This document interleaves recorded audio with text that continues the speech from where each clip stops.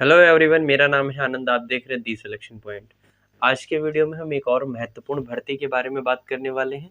इस भर्ती का नोटिफिकेशन आज शाम को प्राप्त हुआ था, जिसके बाद इसके बारे में जितनी जानकारी यथासंभव हो सकती थी, मतलब जितनी जानकारी कलेक्ट की जा सकती थी, उतनी सारी जानकारी मैंने नोटिफिकेशन से निकाल कर आपको बोर्ड के माध्यम से समझाने का प्रयास करता हूँ।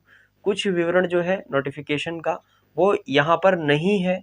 उसकी वजह ये है कि उस विवरण में बहुत छोटी छोटी चीज़ें हैं जिनको एक्सप्लेन करना थोड़ा सा कठिन हो रहा था बोर्ड पर, तो उनके बारे में आखिर में बात करेंगे। फिलहाल उस कॉमन भर्ती की बात करते हैं जो सभी के लिए है, ओपन भर्ती के तौर पर हमारे पास है। उन पदों के बारे में हम बात करने जा रहे हैं। तो बहुत बहुत स्वागत है आप सभी का दी सिलेक्शन पॉइंट पर। चैनल पर पहली बार आए हैं तो सब्सक्राइब करेंगे चैनल को, वीडियो को लाइक करेंगे और चलते हैं जानकारी को साझा करते हैं। तो ये जो भर्ती है वो मध्य प्रदेश कर्मचारी चयन मंडल भोपाल के द्वारा आई हुई है। किसके द्वारा?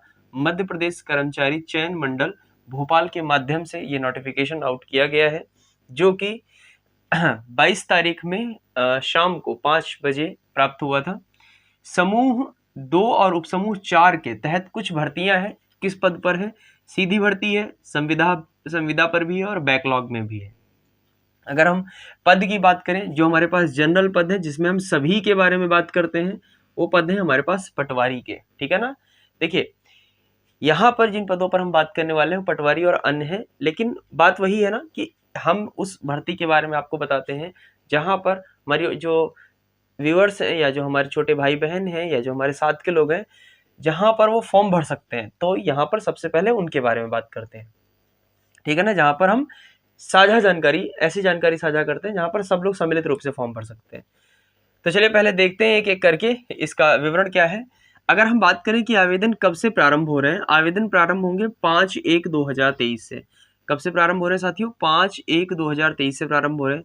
अगर हम बात करें कि अंतिम तिथि क्या होगी, अंतिम तिथि होगी 19/1/2023।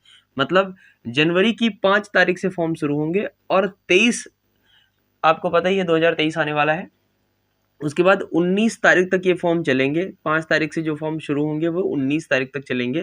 ठीक है ना? आपको टोटल मिलाकर अगर देखा जाए तो 19 और 20 लगभग 24 दिनों का टाइम मिलेगा आपको। ठीक है? उसके बाद कुछ गलत बोल रहा हूं मैं, 20 दिनों का समय आपको मिलेगा। ठीक है? अब अगली बात करते हैं, संशोधन प्रारंभ कब होगा।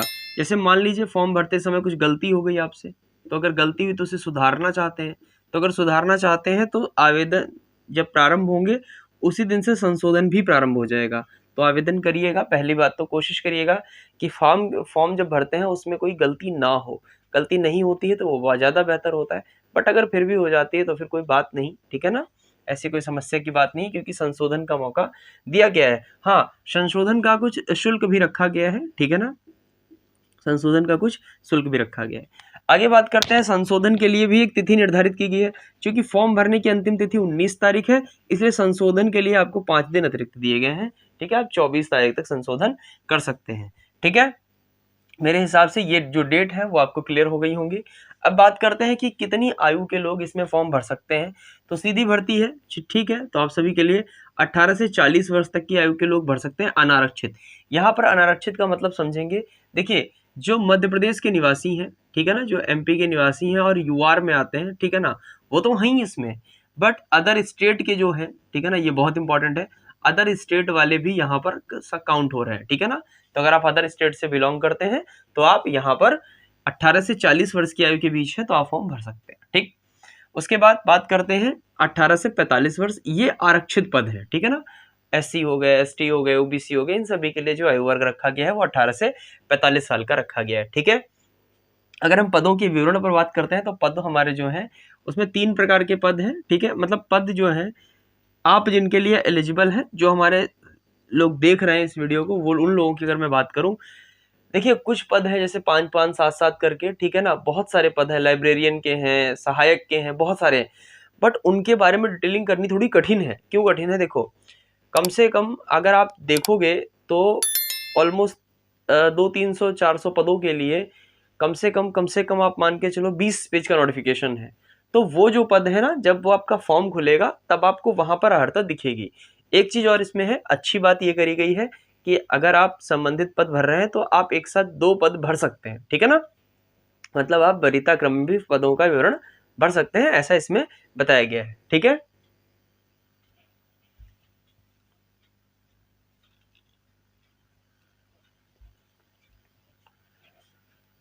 तो ऐसा इसमें बताया गया है। उसके बाद क्या बात आती है, उसके बाद आती है सीधी भर्ती, जो हम लोग देने वाले हैं, जो हमारे पद हैं वो हमारे पास कुल 1161 है। 251 देखो, जनरल के जो पद है वो 1161 है। ईडब्ल्यूएस के जो टोटल पद है, ओवरऑल जो भर्ती है, उसमें ईडब्ल्यूएस के 251 पद है, एससी के 417 पद है, एसटी के 648, पीएच के 748, इस तरीके से 3225 पद है, ठीक है ना। टोटल 3225 पद है। लेकिन इसमें जो अगर हम पटवारी की बात करें, ठीक है ना, पटवारी के लगभग 2700 पद है इसमें। बाकी के सारे जो पद बच रहे हैं, जो बच के जाते हैं, वो सारे जो छोटी छोटी हमारी भर्तियां हैं, जैसे लाइब्रेरियन की हो गई, ठीक है ना, सहायक की हो गई, उनके हैं, ठीक है। तो आप लगभग 2700 पदों के लिए आवेदन कर सकते हैं। ऐसे ही संविदा कर्मियों की अगर हम बात करें तो 80 पद है कुल, ठीक है। बैकलॉग की बात करें तो 250 पद है बैकलॉग के लिए, ठीक है ना। और बैकलॉग वाले यहाँ पर काउंट होते हैं 1845 में आरक्षित। जिनको भी यहाँ आरक्षण का लाभ मिलेगा वो सारे नीचे वाले आयु वर्ग में आएंगे, ठीक है। इस तरीके से इस नोटिफिकेशन को तैयार किया गया है। तो अब यहीं पर थोड़ा सा शैक्षिक अर्हता की बात कर लेते हैं। शैक्षिक अर्हता की अगर बात करें तो अगर आप पटवारी पद के लिए आवेदन करना चाहते हैं तो उसके लिए बस स्नातक होने चाहिए, ठीक है ना, स्नातक होने चाहिए।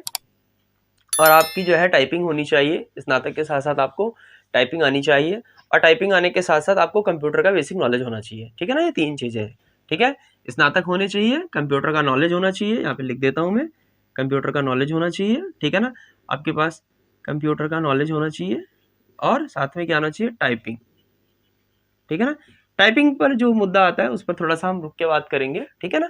पहले जरा मोटी मोटी चीजें समझ लेते हैं। तो इस तरीके से ये कुछ पद हैं जहां आप अप्लाई कर सकते हो। क्योंकि देखो यार, टाइपिंग का सीन ऐसा ना, टाइपिंग सीखी जा सकती है। बहुत जल्द मैं एक वीडियो लेकर आने वाला हूँ सीआईएसएफ हेड कांस्टेबल के लिए, और सीआईएसएफ में जो लोग टाइपिंग देने वाले हैं, मतलब जिनका एग्जाम होगा, उनकी टाइपिंग लगेगी। सीआईएसएफ हेड कांस्टेबल 2022 के पद आए हैं, उनके लिए बहुत जल्द मैं एक वीडियो लेकर आने वाला हूँ जिसमें मैं टाइपिंग के बारे में हर वो छोटा छोटा पॉइंट आपको डिस्क्राइब करूंगा, सॉरी हाँ, छोटा छोटा पॉइंट जो है वो आपको मैं बताऊंगा, ठीक है। पूरे अच्छे तरीके से मैं करके दिखाऊंगा टाइपिंग आपको, ठीक है ना। थोड़ा सा टाइम लगेगा उस वीडियो को आने में, 2-3 दिन का, बट वो वीडियो आएगा जहां पर मैं आपको टाइपिंग करके दिखाऊंगा कि कैसे आपको टाइपिंग करने को मिलेगी, ठीक है। चलते हैं। तो चैनल को अगर सब्सक्राइब नहीं किया तो सब्सक्राइब करेंगे ऐसे ही इन्फॉर्मेटिव वीडियोस के लिए।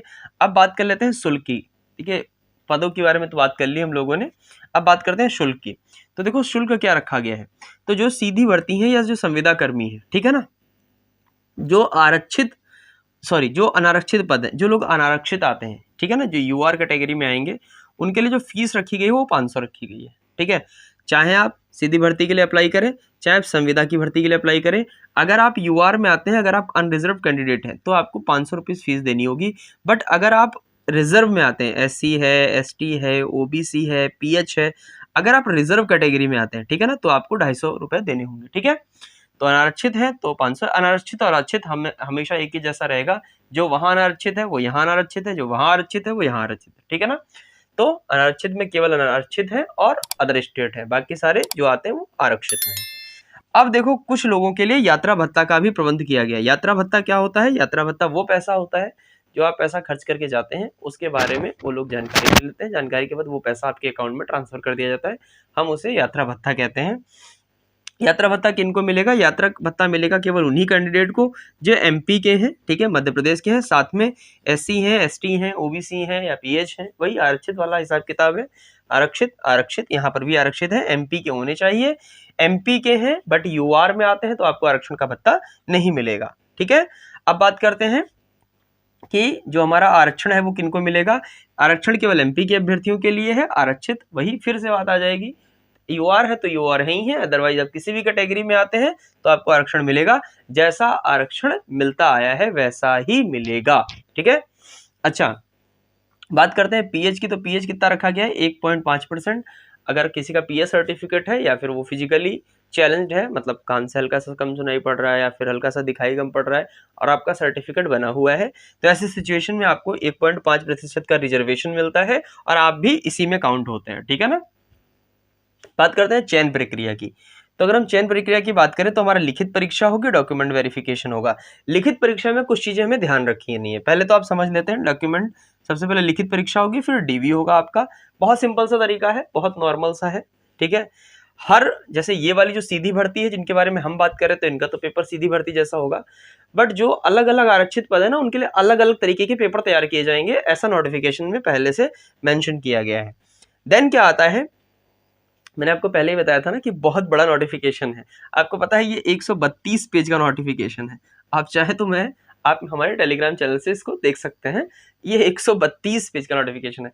जितने भी लिंक होते हैं वो सारे वीडियो के डिस्क्रिप्शन में रहते हैं, आप वहां से हमारे चैनल्स पर जा सकते हैं, ठीक है। तो लिखित परीक्षा का जो सेगमेंट है उसको हम यहाँ समझते हैं। लिखित परीक्षा में 2 खंड है, आ और बा। आप इसे समझ सकते हैं 100 अंक का होगा, ठीक है ना, और 100 अंक का होगा, ठीक। अभी समय मैं आपको बताऊंगा, 3-3 घंटे का समय मिलेगा आपको, ऐसे समझिए, ठीक है ना। 3-3 घंटे का समय है। पहला जो सेक्शन होगा हमारा 100 नंबर वाला, सामान्य विज्ञान, सामान्य हिंदी, सामान्य अंग्रेजी, सामान्य गणित का सेक्शन रहेगा। दूसरा जो रहेगा रीजनिंग, कंप्यूटर और एबिलिटी का रहेगा, उसमें भी 100 नंबर का आएगा, ठीक है ना। इस तरीके से आएगा। अभी जो हमारा एग्जाम प्रोसेस है ना उसको हम बढ़िया विधिवत डिटेल में डिस्कस करेंगे, ठीक है ना। थोड़ा सा समय दीजिए अभी फटाफट, क्योंकि एग्जाम प्रोसेस जो होता है वो बहुत जरूरी होता है समझना, ठीक है। फिर बात आती है नॉर्मलाइजेशन की, तो हाँ बिल्कुल नॉर्मलाइजेशन इसमें है, ठीक है ना। नॉर्मलाइजेशन का फॉर्मूला दे रखा है, उसे मैं यहाँ पर साइड में लगा दूंगा, आप देख लीजिएगा कि नॉर्मलाइजेशन का फॉर्मूला क्या है। इंपॉर्टेंट डेट जो बहुत इंपॉर्टेंट है कि फॉर्म आएगा जनवरी में ही फिल हो जाएगा, और मार्च की 15 तारीख से आपके पेपर शुरू हो जाएंगे।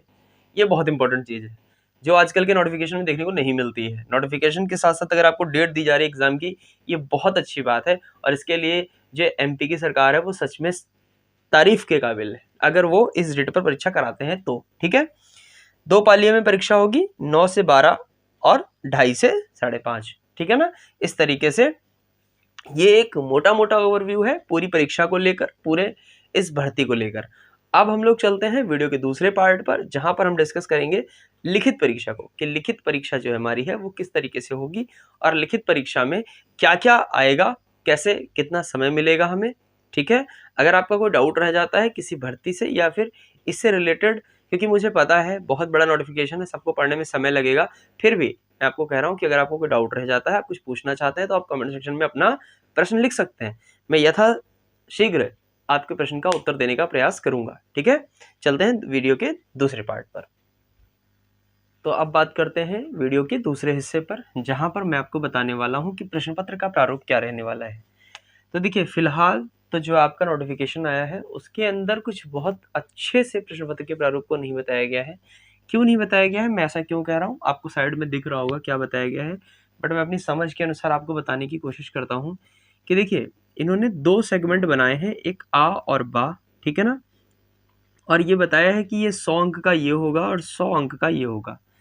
इस वाले 100 अंक में 4 सेक्शन रखे गए हैं, ए बी सी और डी, ठीक है ना। इसमें 4 सेक्शन रखे गए हैं, ठीक। और ऐसे ही इसमें भी 4 सेक्शन रखे गए हैं, आपको साइड में दिख रहे होंगे, ठीक।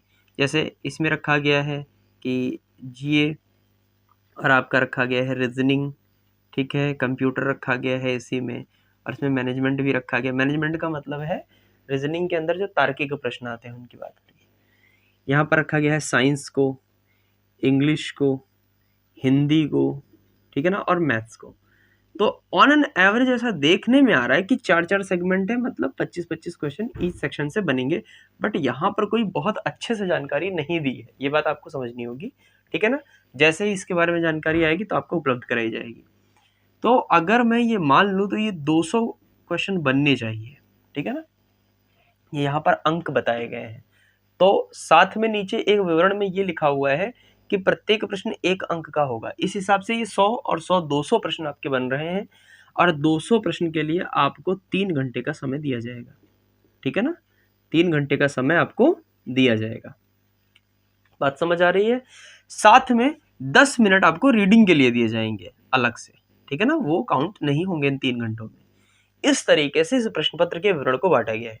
फिलहाल जैसे इसके बारे में कोई बहुत अच्छी जानकारी मिलेगी वैसे ही आपको उपलब्ध कराई जाएगी। तो ये वो हिस्सा है जिसके बारे में थोड़ा सा नोटिफिकेशन में कमी है, ठीक है ना, थोड़ा सा और इसके बारे में बताना चाहिए था। फिलहाल आप ऐसे समझ सकते हैं। अब एक बहुत महत्वपूर्ण सूचना जो आप सभी के लिए बहुत इंपॉर्टेंट है, उसको मैं पहले बोर्ड साफ कर देता हूँ, फिर बताता हूँ, ठीक है। जिन तक भी ये वीडियो पहुंच रहा है वो लोग दूसरों के साथ शेयर करेंगे। क्यों शेयर करेंगे, देखो अभी मैं आपके काम की बात करने वाला हूँ यहाँ पर, ठीक है।